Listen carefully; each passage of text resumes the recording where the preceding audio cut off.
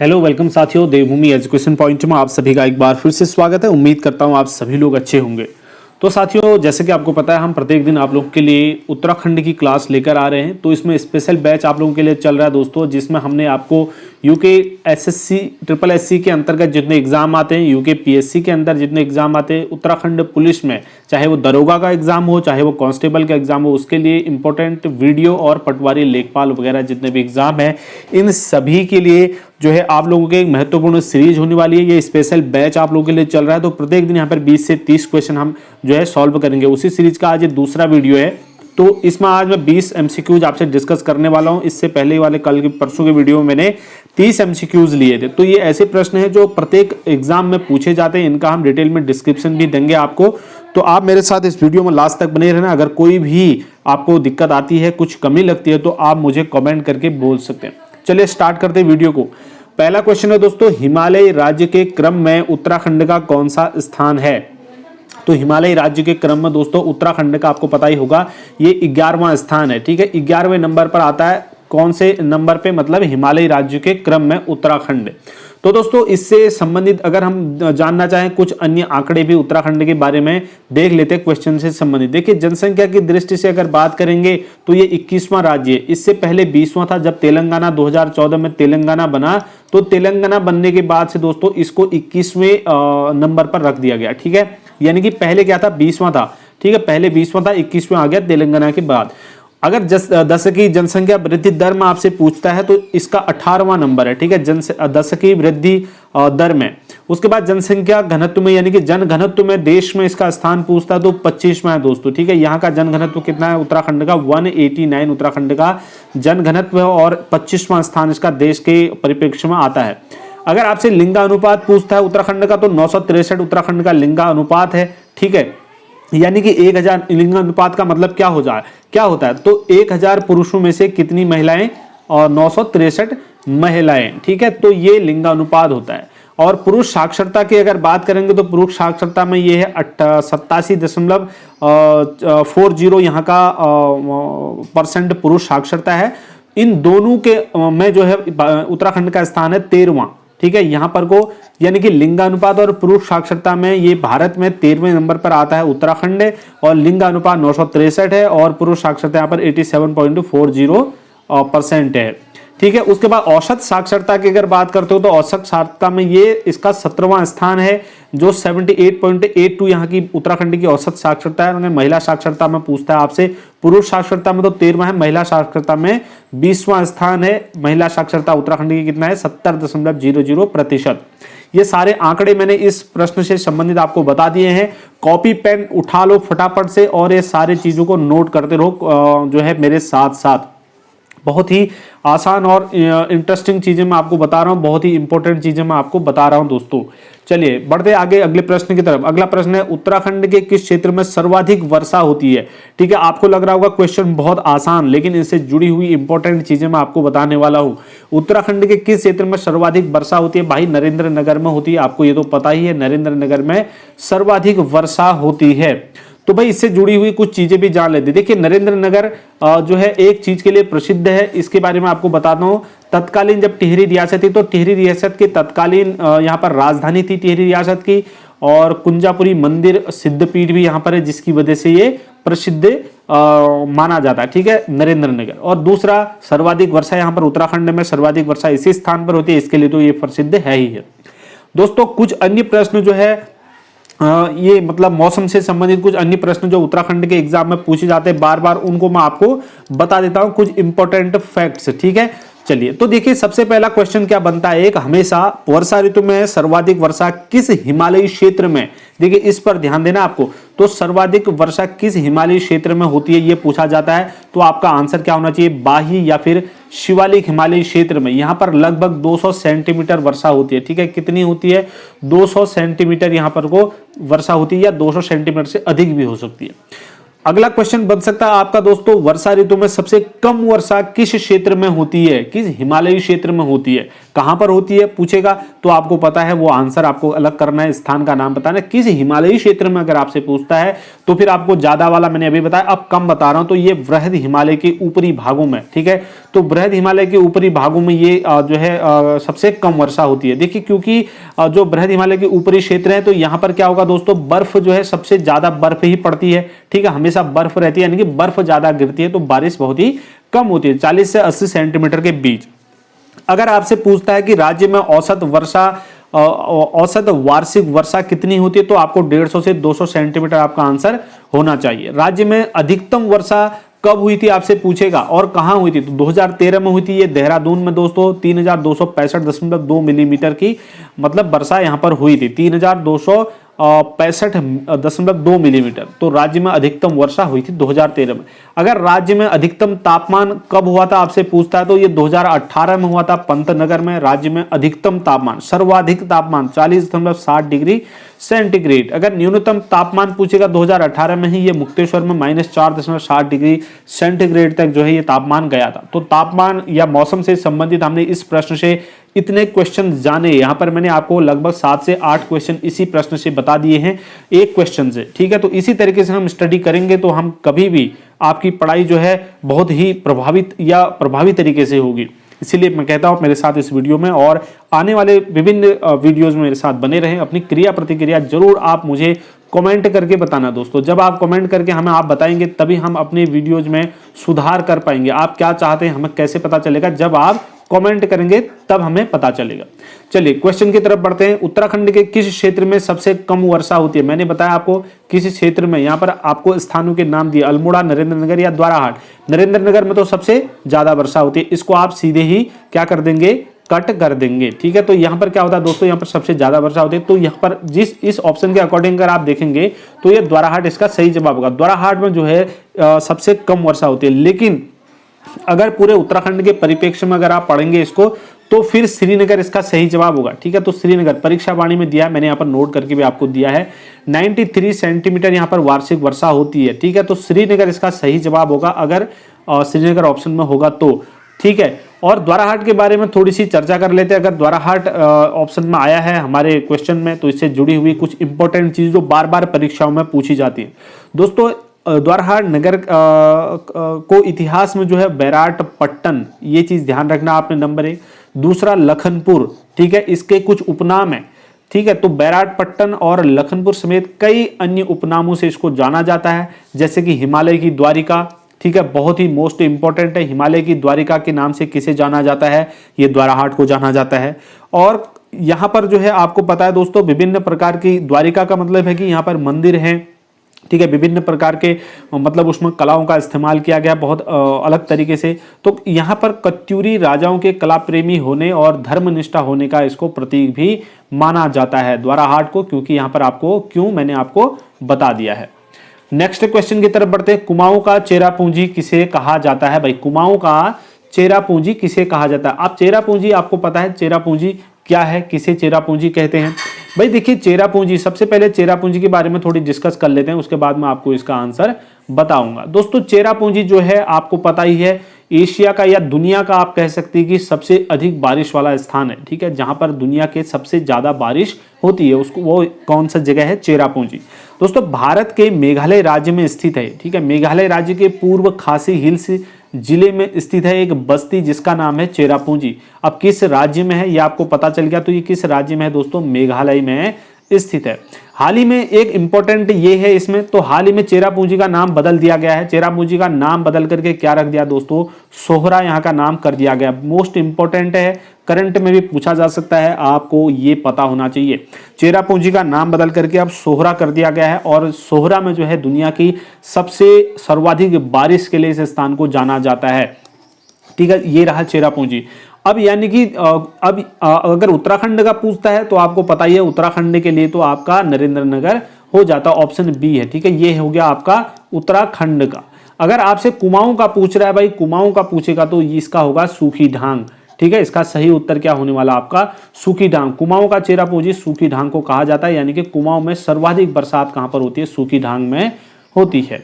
आगे बढ़ते हैं, उत्तराखंड का चेरापूंजी किस स्थान को कहा जाता है? अभी मैंने आपसे कहा, तो उत्तराखंड का चेरापूंजी किसे कहेंगे भाई? नरेंद्र नगर को कहेंगे, ठीक है, क्योंकि नरेंद्र नगर में, उत्तराखंड में सबसे ज्यादा बारिश नरेंद्र नगर में ही होती है। अब बात करते हैं दोस्तों नरेंद्र नगर में कितनी बरसात होती है। तो औसत वार्षिक वर्षा यहाँ पर 318 सेंटीमीटर यहाँ की औसत वार्षिक वर्षा होती है, ठीक है, यानी कि सर्वाधिक वर्षा यहीं पर होती है। आगे बढ़ते हैं, प्रथम भारतीय राज्य जिसने पृथक आपदा प्रबंधन मंत्रालय का गठन किया। तो वह पहला भारतीय राज्य कौन है जिसने आपदा प्रबंधन मंत्रालय का गठन किया, यानी कि अलग से एक मंत्रालय का गठन किया? तो वो भाई उत्तराखंड ही है, ठीक है, हमारा राज्य ही है उत्तराखंड। ऑप्शन बी इसका सही जवाब है। दोस्तों प्राकृतिक आपदाओं से निपटने के लिए राज्य में यानी कि उत्तराखंड में ऑस्ट्रेलियाई मॉडल पर आपदा प्रबंधन मंत्रालय और आपदा प्रबंधन मंत्री की अध्यक्षता में, किसकी अध्यक्षता में? आपदा प्रबंधन मंत्री की अध्यक्षता में प्रदेश स्तर पर आपदा प्रबंधन तथा न्यूनीकरण केंद्र, राज्य आपदा प्रबंधन प्राधिकरण, राज्य आपदा प्रतिक्रिया निधि और राज्य आपदा न्यूनीकरण निधि का गठन किया गया। किस मॉडल पर किया गया? ऑस्ट्रेलियाई मॉडल पर किया गया, ठीक है, आपदा प्रबंधन मंत्रालय और आपदा प्रबंधन मंत्री की अध्यक्षता में। तो इन इतने विभागों का गठन किया गया है। और यहाँ पर अगर पृथक आपदा प्रबंधन मंत्रालय की बात करेंगे तो ये उत्तराखंड राज्य ऑस्ट्रेलियाई मॉडल पर इतने विभागों का गठन किया गया। किसकी अध्यक्षता में किया गया? आपदा प्रबंधन मंत्री की अध्यक्षता में किया गया। इस क्वेश्चन से हमने इतनी इंपॉर्टेंट चीजें जानी और इसका प्रत्येक बिंदु जो है इंपॉर्टेंट है।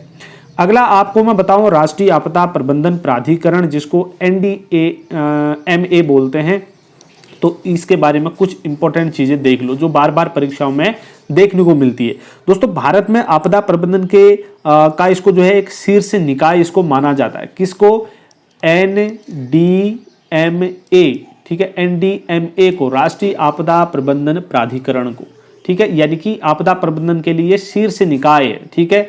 और उसके बाद बात करेंगे इसके अध्यक्ष कौन होते हैं, तो इसके अध्यक्ष जो है भारत के प्रधानमंत्री इसके पदेन अध्यक्ष होते हैं। इसकी स्थापना कब हुई थी? आपदा प्रबंधन अधिनियम 2005 के द्वारा इसकी स्थापना की गई। दोस्तों 2000 अधिनियम 5 के द्वारा की गई, तो 2005 में ही की गई होगी। तो इसकी स्थापना आपको पता चल गया, इसके अध्यक्ष कौन होते पता चल गया। और NDMA जो है आपदा प्रबंधन के लिए सबसे शीर्ष निकाय है, ये भी आपको मैंने बता दिया। अगला क्वेश्चन है, एशिया का सबसे पहला राष्ट्रीय पार्क है जिसे हैली नेशनल पार्क कहा जाता है, वो किस वर्ष स्थापित किया गया? आप लोगों में से इसका आंसर सभी को पता होगा, लेकिन इससे जुड़ी हुई विभिन्न चीजों को हम आपको बताने वाले हैं। तो इसकी स्थापना जो हुई थी 1936 में हुई थी। ऑप्शन बी इस क्वेश्चन के लिए आपका सही होने वाला है। दोस्तों देख सकते हैं आप, ये जो हैली नेशनल पार्क है, ठीक है, तो हैली नेशनल पार्क जो है भारत का सबसे पुराना राष्ट्रीय पार्क है, जिसका नाम जो है अभी इस समय आप किस नाम से इसको जानते हैं दोस्तों?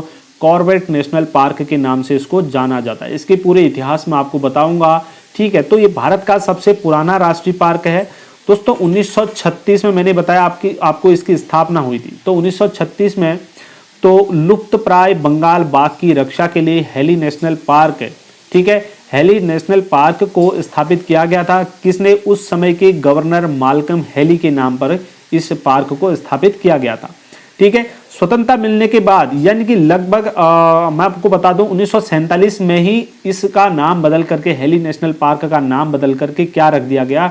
रामगंगा नेशनल पार्क रख दिया गया। पहले हैली नेशनल पार्क था, ये उस समय के जो गवर्नर थे माल्कम हैली, उनके नाम पर इस पार्क का नाम रखा गया था। 1947 में जब आज़ादी मिली उसके बाद इसको बदल करके रामगंगा नेशनल पार्क कर दिया गया। क्योंकि ये क्वेश्चन भी आता है भाई, इसका नाम कब बदल के रखा गया? ज़्यादातर ये नहीं आता, ज़्यादा ये पूछा जाता है कि इसका कॉर्बेट कब इसका नाम क्या गया, ठीक है। फिर उसके बाद 1957 में इस पार्क का नाम बदल करके जिम कॉर्बेट नेशनल पार्क रख दिया गया, ठीक है। Jim Corbett national park, Jim Corbett आपको पता ही होगा एक शिकारी थे, ठीक है, और प्रकृति प्रेमी भी थे। वो आदमखोर बाघ का इन्होंने हत्या भी, बाघों को मारा भी था। कई इसके बारे में आप पढ़ेंगे कभी डिटेल में, फिर आपको पता चलेगा और हम भी आपको कभी बताएंगे अगर मौका मिला तो। दोस्तों कॉर्बेट ने एक बुक लिखी है, the man eater of Rudraprayag, ठीक है। तो ये पुस्तक इन्होंने लिखी है, ये भी जो है एग्जाम में पूछा जाता है, इसीलिए आपको इसका भी ध्यान होना चाहिए। आगे बढ़ेंगे, अगला क्वेश्चन है, उत्तराखंड में कितने राष्ट्रीय उद्यान हैं? तो भाई उत्तराखंड में कितने राष्ट्रीय उद्यान हैं आपको पता होना चाहिए इसके बारे में। तो राष्ट्रीय उद्यान कितने हैं? 6 राष्ट्रीय उद्यान है। तो राष्ट्रीय उद्यानों से संबंधित मैं सारी चीजें आपको बताने वाला हूं इसी वीडियो में, तो वीडियो को अभी के अभी लाइक कर लो आप। देखिए नंबर 1 जो राष्ट्रीय उद्यान है दोस्तों, जिम कॉर्बेट राष्ट्रीय उद्यान, जो सबसे पुराना राष्ट्रीय उद्यान है। कब बना, ठीक है, कब बना, 1936 में। ये क्या है, ओल्डेस्ट है, ठीक है, ओल्डेस्ट सबसे पुराना राष्ट्रीय उद्यान है। इसके क्षेत्रफल की अगर बात करेंगे 520.82 वर्ग किलोमीटर। हमेशा जो है जो क्षेत्र होता है वो वर्ग किलोमीटर या वर्ग मीटर में आता है, ठीक है, किलोमीटर स्क्वायर भी आप इसको लिख सकते हैं, ठीक है, वर्ग किलोमीटर या किलोमीटर स्क्वायर में आता है ये क्षेत्रफल। तो भाई देखिए 520.82 वर्ग किलोमीटर जो है जिम कॉर्बेट का है। और ये कहां पर स्थित है, इसकी स्थिति या पोजीशन की बात करेंगे तो इसकी स्थिति आपको कहां पर मालूम होती है दोस्तों, पौड़ी और नैनीताल डिस्ट्रिक्ट में ये फैला हुआ है।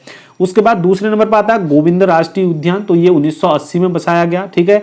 तो 1980 में इसका क्षेत्रफल है दोस्तों 472 वर्ग किलोमीटर और ये उत्तरकाशी जिले में है। अगर उसके बाद तीसरा है नंदा देवी राष्ट्रीय उद्यान, तो ये 1982 में इसको बसाया गया, यानी कि 1982 में स्थापित हुआ। इसका क्षेत्रफल है 624 किलोमीटर और ये चमोली जिले में है। उसके बाद है फूलों की घाटी दोस्तों, 1982 वर्ग किलोमीटर है और 1982 में इसको बसाया गया है और ये स्थापित हुआ था। 87.50 वर्ग किलोमीटर इसका क्षेत्रफल है और ये सबसे छोटा, मतलब इसके सबसे कम क्षेत्रफल का, मतलब सबसे छोटा राष्ट्रीय उद्यान आप इसको कहेंगे।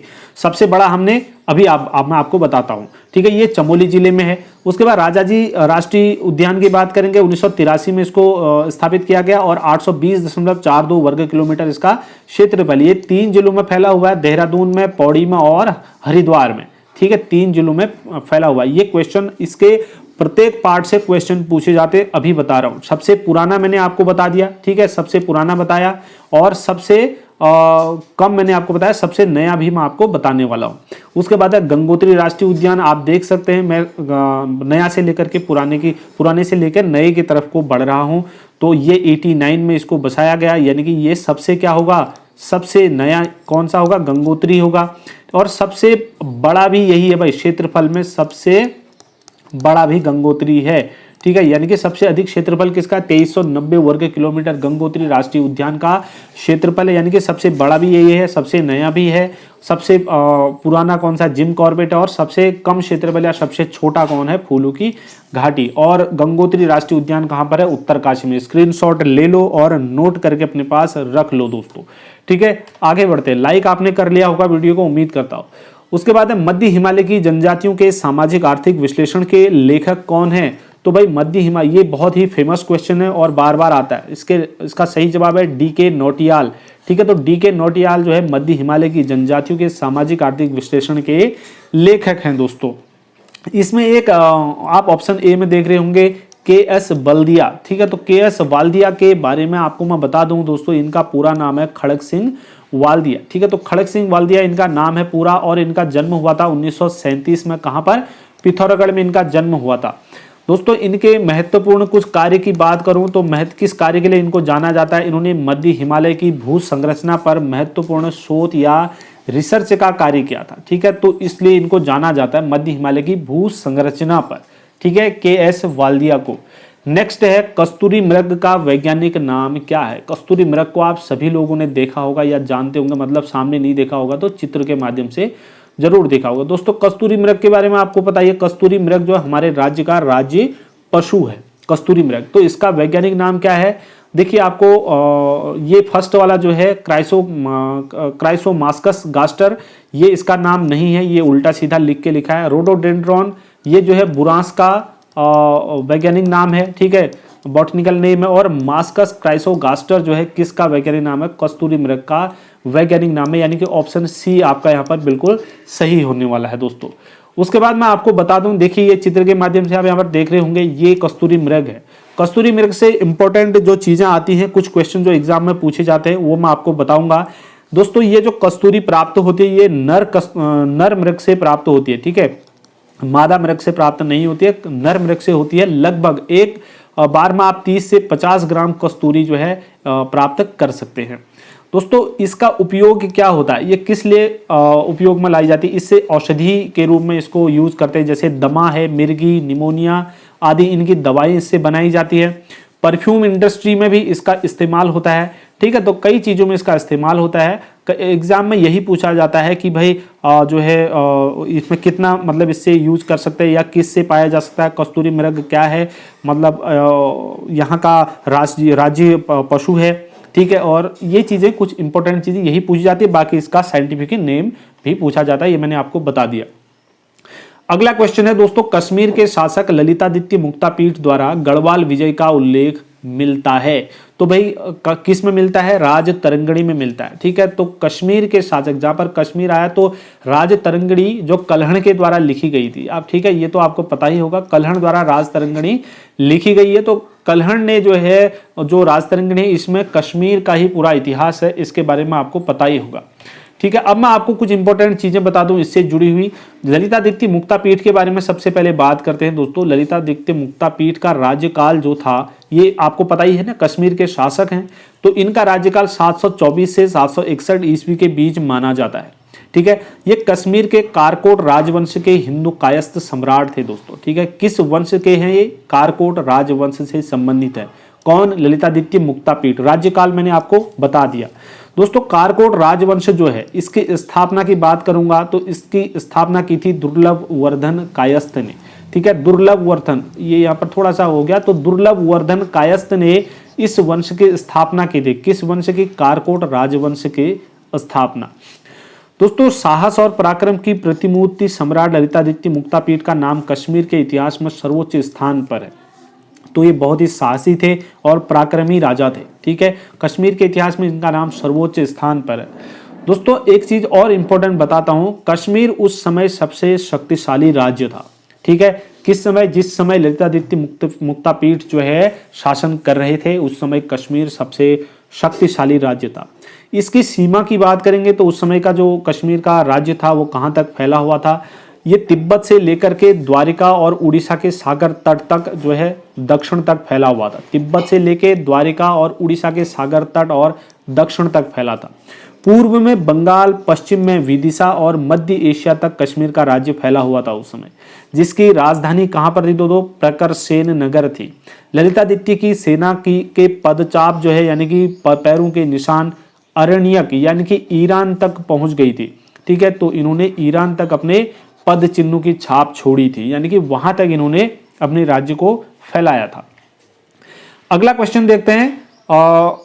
अच्छा, इसमें एक शब्द और आया था इंडिका। हमने कल राज तरंगिणी देखा तो किसने लिखी थी, कल्हण ने। और उसके बाद ए ऑप्शन में, ए में हमारा इंडिका था, तो इंडिका को भी यहाँ पर थोड़ा सा मैंने आप लोगों को बताया है। देखिए मेगास्थनीज को सेल्यूकस ने चंद्रगुप्त मौर्य के दरबार में राजदूत नियुक्त किया था। उसने इंडिका नामक पुस्तक लिखी। ये हैं आपके मेगास्थनीज। तो इंडिका किसने लिखी है, मेगास्थनीज ने लिखी है। ये भी बार बार क्वेश्चन आता है, ये छोटी छोटी चीजें हैं, ये आपको पता होनी चाहिए, ठीक है। तो मेगास्थनीज को जो है सेल्यूकस ने चंद्रगुप्त मौर्य के दरबार में एक राजदूत नियुक्त किया था और इन्होंने ही जो है क्या लिखी, इंडिका लिखी। उसके बाद इसमें एक चीज और इंपॉर्टेंट है, वो भी आपको बता दो। राज तरंगिणी, मैंने जो जिसके बारे में अभी आपसे डिस्कस किया, राज तरंगिणी एक बुक है दोस्तों, ये एक संस्कृत ग्रंथ है, ठीक है। और इसका राज तरंगिणी का शाब्दिक अर्थ होता है राजाओं की नदी, ठीक है, राजाओं की नदी। अगर इसके भावार्थ की अगर बात करेंगे, राजाओं की नदी से क्या मतलब होता है, तो इसका मतलब यह है कि राजाओं का इतिहास या समय प्रवाह, ठीक है। नदी जिस तरीके से बहती है उसी तरीके से राजाओं का जो समय प्रवाह है, ठीक है, राजाओं का जो इतिहास है, उसके बारे में पूरा राज तरंगिणी में आपको मिलेगा। एक संस्कृत ग्रंथ है, किसने लिखी है, कल्हण ने लिखी है, ये मैं आपको पहले ही बता चुका हूं। चलिए आगे बढ़ते हैं। लाखू उढ्यार स्थित है, ये बहुत ही इंपॉर्टेंट क्वेश्चन है और आपको ये चीज पता भी होगा, बहुत आसान क्वेश्चन है, ठीक है। ये सुयाल नदी के तट पर है लाखू उढ्यार, ठीक है। आपको मैं बता दूं, आप इस चित्र में देख पा रहे होंगे दोस्तों, ये रहा लाखू उढ्यार, ठीक है। सुयाल नदी बाड़ीचना के पास है, ठीक है। अल्मोड़ा के बाड़ीचना के पास ये सुयाल नदी है।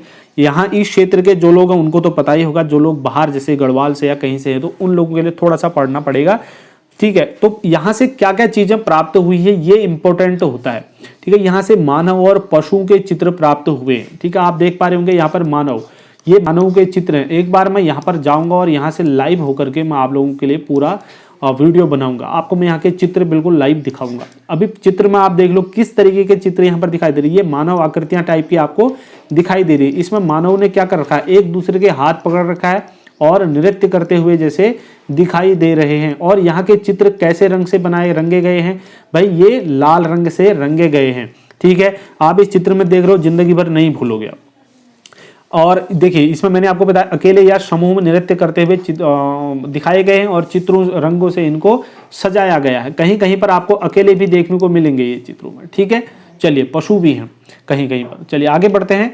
उसके बाद ग्वारखा उडियार स्थित है, तो ग्वारखा उडियार के बारे में आपको पता होगा, ये चमोली में है दोस्तों। ग्वारखा उडियार कहाँ पर है, चमोली में स्थित है दोस्तों। ग्वारखा उडियार, जैसे उडियार का मतलब आपको पता ही है, गुफा भी, इसको ग्वारखा गुफा भी कह सकते हैं। ठीक है, उडियार जो है अपनी लैंग्वेज में उडियार बोलते हैं गुफाओं को, तो गुफा या उडियार बोला जा सकता है दोस्तों। ये चमोली में है, अलकनंदा नदी के किनारे एक डुंगरी गांव है, तो डुंगरी गांव के पास ही ये ग्वारखा उडियार या ग्वारखा गुफा स्थित है।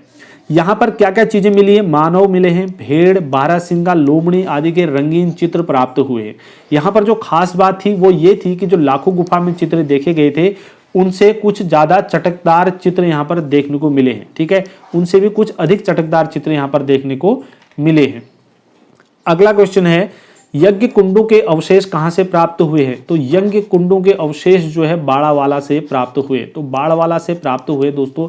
आपको इस चीज के बारे में, बाड़वाला मुझे लगता है ये देहरादून के आसपास का क्षेत्र होगा। ठीक है, बाड़वाला। तो यहाँ पर जो यज्ञ कुंड मतलब यज्ञ करने के लिए जो कुंड होते हैं, उन कुंडों की प्राप्ति हुई है इस क्षेत्र से। चलिए आगे बढ़ते हैं। भड़ शब्द का शाब्दिक अर्थ क्या है, तो भड़ शब्द का शाब्दिक अर्थ क्या होता है, वीर होता है।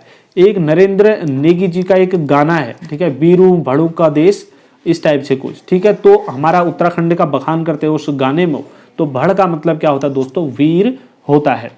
अगला है, गौविषाण नाम किस प्रसिद्ध स्थल का है, तो आपको पता ही है गौविषाण काशीपुर का, काशीपुर को गौविषाण नाम से जाना जाता है। काशीपुर के बारे में कुछ इंपॉर्टेंट चीजें जान ले तो पूर्व काल में इस नगर का नाम उज्जैनी था। ठीक है, उज्जैनी मंदिर भी काशीपुर में है दोस्तों। और चैती का मेला जो लगता है वो इसी मंदिर में लगता है। ये भी क्वेश्चन आपसे पूछा जाता है, कहाँ लगता है, काशीपुर में लगता है। उज्जैनी से बहने वाली ढेला नदी का नाम सुवर्ण भद्रा था। पहले इस ढेला नदी का नाम क्या था, सुवर्ण भद्रा था। सुवर्ण भद्रा किसका नाम था भी पूछ सकता है आपसे, तो आप क्या कहेंगे, ढेला नदी का। हर्षकाल में इसे गौविषाण कहा जाने लगा, तो गौविषाण इसका नाम कब पड़ा, हर्षकाल में। बाद में दोस्तों काशीनाथ अधिकारी ने तराई क्षेत्र के अधिकारी का महल रुद्रपुर से यहाँ स्थानांतरित कर दिया, जिसके बाद इसका नाम बदल करके क्या कर दिया, काशीपुर कर दिया गया। अब बाकी पूरी इतिहास जानेंगे तो फिर पूरा वीडियो इसी के जानने के लिए लगेगा, लेकिन जो इंपॉर्टेंट चीजें यहाँ से निकल के आती है वो मैंने आपको बता दी। अगला क्वेश्चन है, मौर्य सम्राट अशोक शिलालेख प्राप्त हुआ है, तो मौर्य सम्राट अशोक के शिलालेख कहां से प्राप्त हुए, बच्चे को भी इसका आंसर पता होगा, ये कालसी से, देहरादून कालसी से प्राप्त हुए हैं। बात करते हैं अशोक की, तो अशोक ने जो है 304 ईस्वी से ईसा पूर्व से 332 ईसा पूर्व इनका 232 ईसा पूर्व इनका शासन माना जाता है। और विश्व प्रसिद्ध और शक्तिशाली भारतीय मौर्य राजवंश के महान सम्राट थे चक्रवर्ती सम्राट अशोक। दोस्तों कालसी की बात करें तो कालसी जो है देहरादून जिले में है। कालसी यमुना और उसकी सहायक टोंस के संगम पर स्थित है। तो कालसी शहर किसके संगम पर बसा हुआ है पूछेगा, तो टोंस के संगम पर। किसके संगम पर, यमुना और उसकी ही सहायक नदी एक टोंस है, तो टोंस के संगम पर ये बसा हुआ है कालसी। अगला क्वेश्चन है, उत्तराखंड भारत में क्षेत्रफल की दृष्टि से कौन सा राज्य है। भाई उत्तराखंड जो है भारत में, अगर भारत के परिप्रेक्ष्य में उत्तराखंड की बात करेंगे तो क्षेत्रफल की दृष्टि से कौन सा नंबर का राज्य है, ये आपसे पूछा जा रहा है। तो ये है भाई 18वां नंबर का।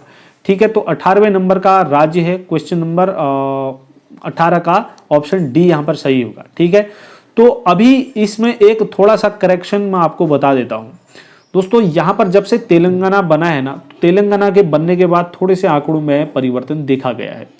राज्य के कुल क्षेत्रफल का 86.07% भाग जो है पर्वतीय है। ये कुछ आंकड़े इससे संबंधित आपको बताता हूँ क्षेत्रफल से। ठीक है, तो कुल क्षेत्रफल जो है उस क्षेत्रफल का 86.7% भाग कैसा है, पर्वतीय भाग है, बहुत इंपॉर्टेंट है। जबकि मात्र 13.93% भाग यहाँ का क्या है दोस्तों, मैदानी भाग है। 2 जून 2014 को जब तेलंगाना राज्य का निर्माण हुआ तो उसके बाद उत्तराखंड जो है क्षेत्रफल की दृष्टि से भारत का 19वां राज्य हो गया। मैंने इससे पहले भी आपको तेलंगाना की बात के एक आंकड़ा बताया था। इस क्वेश्चन में ये पुराना क्वेश्चन बना होगा तो यहाँ पर 18वां ही दिया है, ठीक है। अब आएगा तो 19वां आएगा, ठीक है। ये 18वां तब तक था जब तेलंगाना नहीं बना था, यानी कि 2 जून 2014 से पहले की ये बात है भाई, यानी कि ये पुरानी बात हो गई। अभी जब नया पूछा जाएगा तो आपको क्या करना होगा, 19वां करना होगा। नेक्स्ट क्वेश्चन है 19वां, उत्तराखंड का कुल भौगोलिक क्षेत्रफल कितना है। भाई उत्तराखंड का भौगोलिक क्षेत्रफल आपको याद ही होगा, आप कंफ्यूज कर सकते हैं इन दो ऑप्शनों में, ऑप्शन ए और बी में, लेकिन आपका आंसर है 53,453 वर्ग किलोमीटर। तो उत्तराखंड का कुल भौगोलिक क्षेत्रफल है 53,483 वर्ग किलोमीटर। अब यहाँ पर उत्तराखंड का क्षेत्रफल की दृष्टि से बड़ा जिला, सबसे छोटा जिला, ये वो मैंने नहीं लिखे हैं क्योंकि वो आपको पता ही होंगे, ठीक है। छोटे छोटे क्वेश्चन है। नेक्स्ट क्वेश्चन है उत्तराखंड की चौड़ाई उत्तर से दक्षिण कितनी है। भाई उत्तर से दक्षिण यानी कि यहाँ उत्तर होता है और नीचे अगर बात करेंगे यहाँ पर क्या होता है, दक्षिण होता है।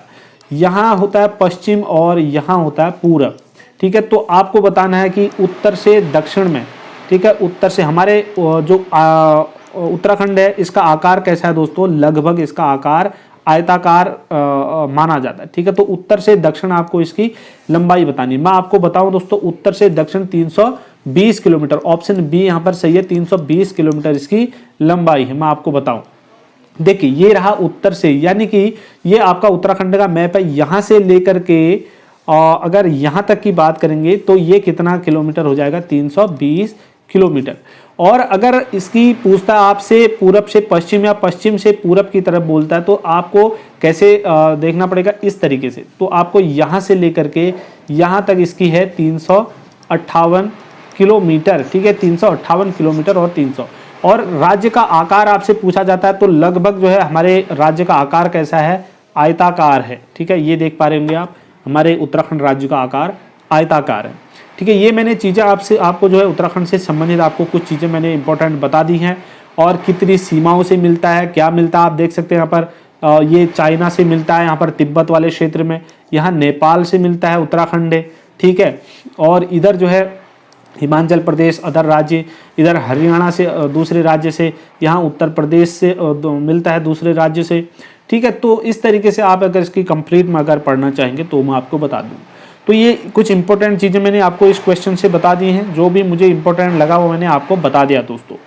मैंने 20 क्वेश्चन आपसे डिस्कस की और ये कोशिश की कि प्रत्येक क्वेश्चन से आपके 8 से 10 क्वेश्चन जो है तैयार हों, ठीक है। और हम इसी तरीके से स्टडी करेंगे, इसी तरीके से तैयारी करेंगे, यानी कि 20 से हमने जो है 100 से 150 क्वेश्चन के बीच आपसे मैंने तैयार करने की कोशिश की है।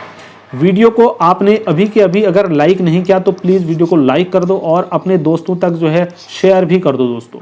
हम जो है नेक्स्ट वीडियो मिलेंगे, तब तक के लिए आप सभी का ढेर सारी शुभकामनाएं। और इस वीडियो मेरे साथ बने रहने के लिए आप सभी का मैं धन्यवाद भी करना चाहूँगा। सब्सक्राइब कर लेना, लाइक और शेयर आपको करना है दोस्तों हमारे चैनल को।